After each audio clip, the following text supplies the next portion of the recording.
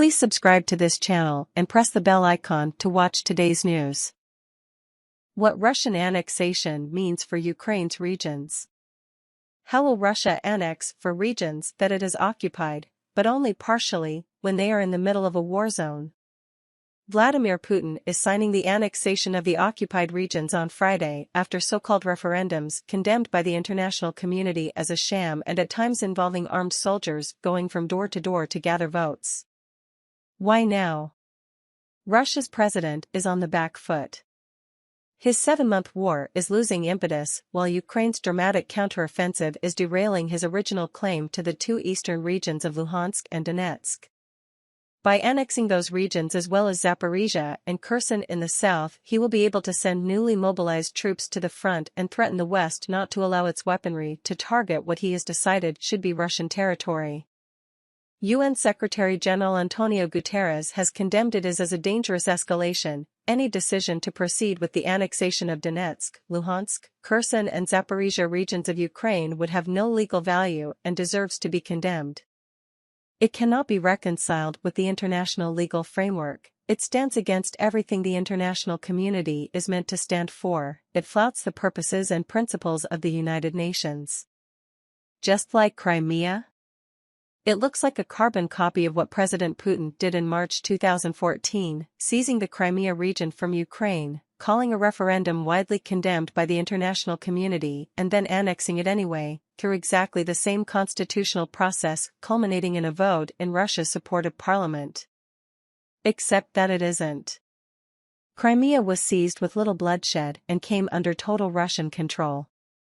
To varying degrees, all 4 of the regions now being annexed are still partially in Ukrainian hands.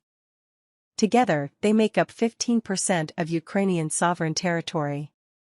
The 2 eastern regions have been partly held by Russian-backed separatists since 2014, but after 7 months of war only 60% of Donetsk can be claimed by Russia, and Luhansk is at the center of a major Ukrainian offensive. Russian forces could be within hours of losing the strategically significant town of Lyman. Zaporizhia's regional capital is very firmly Ukrainian-run, although in reach of Russian missiles, and Ukrainian forces are only a few miles from the city of Kherson. How can you annex 4 regions you don't even control? Whatever the answer, Russia's leader was clearly in a hurry to do so, announcing the self-styled referendums with barely any notice. Kremlin spokesman Dmitry Peskov said on Friday that any strike on annexed territory would be regarded as an act of aggression. What will change? That is not yet clear. Even Mr. Peskov was unable to define where Russia would draw its new borders in occupied southern Ukraine. However, he said Russia would treat all of the Donetsk region as part of Russia. As for those parts not under occupation, he said those would have to be liberated. It provides a diversion for the Russian people and the Russian state, says Paul Stronsky of the Carnegie Endowment for International Peace, who believes little will change in practice. Live, latest updates. Survivors speak of horror as Ukraine convoy hit. Before the February invasion, Russia recognized the entirety of the 2 eastern regions as independent people's republics, and now Moscow will define them as Russian territory. Vladimir Putin has also now recognized the 2 southern regions as independent, ahead of his ceremony in the ornate St. George Hall in the Grand Kremlin Palace.